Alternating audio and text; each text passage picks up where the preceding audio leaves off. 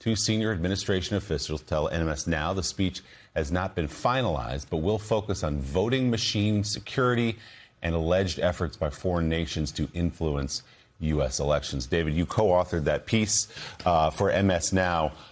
This is, it sounds like, going to be just warmed over conspiracy theories that we've heard about the 2020 election, delivered in the year 2026 in prime time. Yes, 6 years later, and the president's inability to admit that he lost the 2020 election. So the speech isn't final. The president himself decides on what words he says. But I am expecting no bombshells here. And if there are bombshells, it shows that there are two factions in the White House now about this. There's a faction that says there isn't evidence that votes were changed by any foreign power. There is no evidence of that whatsoever. That's what everyone agrees. That's been agreed on for years. And there's another faction led by Bill Pulte, the acting director of national intelligence, and John Solomon, a longtime Fox News pundit who sort of pushes all these conspiracy theories that there were votes changed.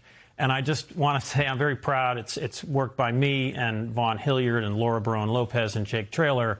Our coverage of this over the last 2 days has angered Steve Bannon. He's sort of like, why is MS Now getting all this information? Called you the enemy yesterday. He called me a media assassin. And I want to say I'm doing my job. But so that we are defining the narrative. And the narrative here is that this is going to be warmed over conspiracy theories. It's about China. And the key thing here is that China, like many foreign countries, tried to influence the 2020 election. Russia tried to influence the 2020 election against Joe Biden. China tried to influence the election. These are just public tweets, information, this kind of stuff. And China was against Trump.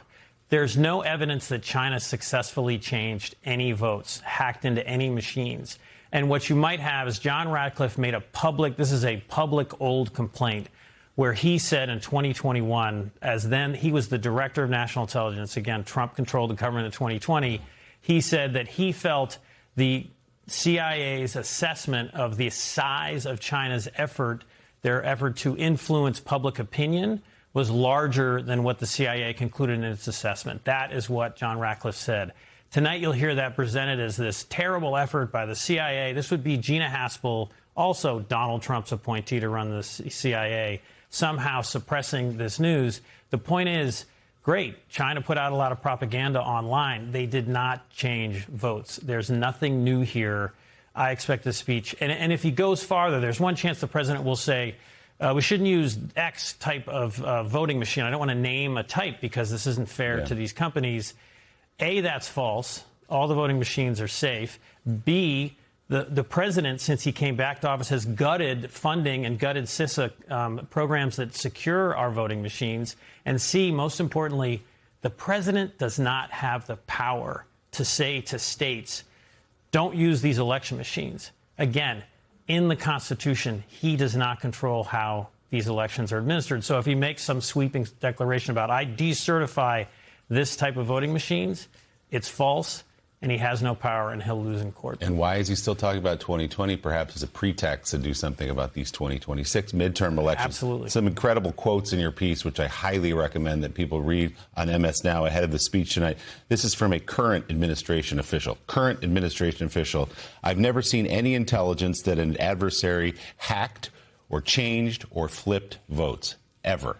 And then you have one from the first term who says all these claims are, quote, complete and utter BS, although that person used the full word. Meanwhile, more than 24 House Democrats held a secret closed-door strategy session this week to game out how best to respond to President Trump and potential attempts by his administration to interfere in this year's midterm elections. Let's bring in MS Now congressional reporter Kevin Fry with more details on Democrats' strategy session that was shared exclusively with MS Now. Kevin, good morning. What'd you learn? Yeah, and I do want to stress, they are being incredibly secretive about this. They won't even say on the record what day this happened. They certainly won't say which people were in attendance, whether it be lawmakers or outside groups. They are so concerned about presidential reprisals against those that are participating in these efforts. But they will say that they are taking this incredibly seriously and have more than 100 different scenarios in mind as they are prepping for this fall. With just over 3 months until Election Day, Congressman Joe Morelle is constantly wrestling with one central question. what if. The president will do anything that he can to subvert the election.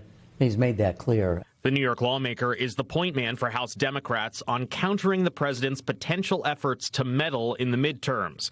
Trump and his team have hinted at a number of possible actions, from leaning on the Postal Service to not deliver mail-in ballots to deploying ICE agents to polling places. How many different scenarios are you kind of working through as potential avenues that the president or his allies might take here? Well, certainly north of 100 that we've identified. And we're frankly working through scenarios that have never been encountered in American life before.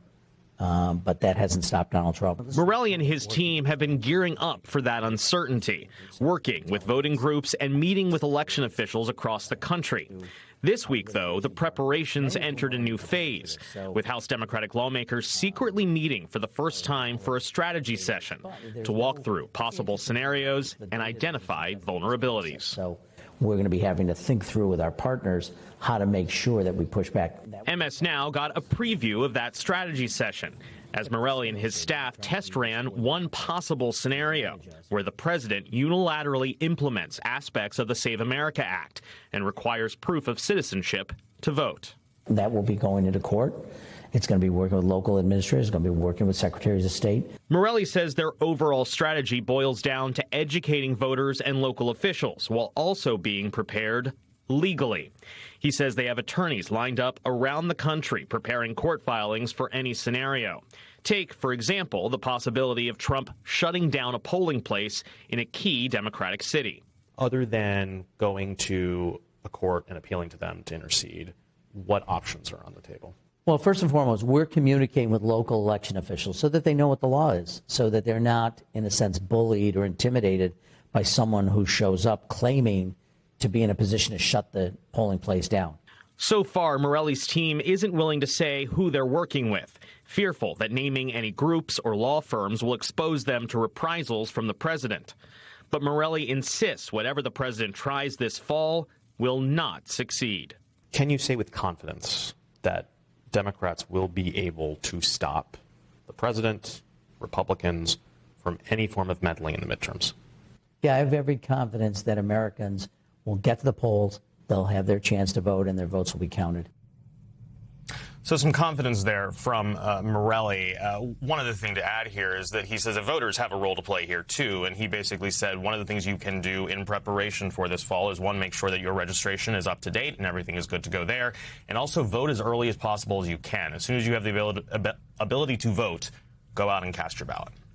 Extraordinary that they're even having these conversations and that a congressman has to reassure voters that their votes will, in fact, be counted. Congressional reporter for MS Now, Kevin Fry, thank you. You can read more of Kevin's reporting at ms.now.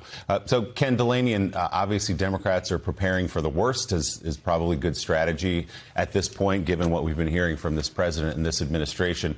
What else are you hearing about the speech tonight and how it may fit into a larger plan ahead of the midterms?